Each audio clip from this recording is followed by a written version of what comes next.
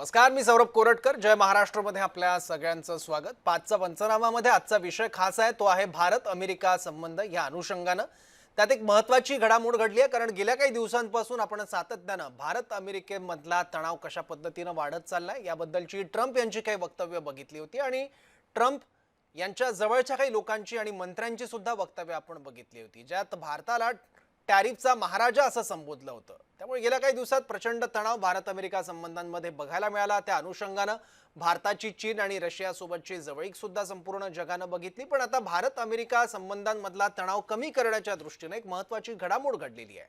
आज पंतप्रधान मोदींचा वाढदिवस आहे आणि या वाढदिवसाच्या शुभेच्छा दिल्या आहेत डोनाल्ड ट्रम्प यांनी. विशेष म्हणजे या शुभेच्छा देताना ज्या मुद्द्यावरून त्यांनी भारतावर टॅरिफ लावलं होतं, तो रशिया युक्रेन वाद सोडवण्यासाठीच्या प्रयत्नांना तुम्ही दिलेल्या सहकार्य असाही उल्लेख ट्रम्प यांनी केलाय. नेमका शुभेच्छा देताना डोनाल्ड ट्रम्प यांनी काय म्हटलंय ते एकदा आपण पाहूयात आणि मग चर्चेला सुरुवात करूयात. आताच माझे मित्र पंतप्रधान नरेंद्र मोदी यांच्यासोबत फोनवरून खूप छान संवाद झाला. मी त्यांना वाढदिवसाच्या शुभेच्छा दिल्यात. मोदीजी अतिशय उत्तम काम करतायत. रशिया युक्रेन युद्ध थांबवण्याच्या दिशेने केलेल्या प्रयत्नांना पाठिंबा देण्यासाठी धन्यवाद, असं डोनाल्ड ट्रम्प हे पंतप्रधान मोदींना उद्देशून म्हणालेले आहेत.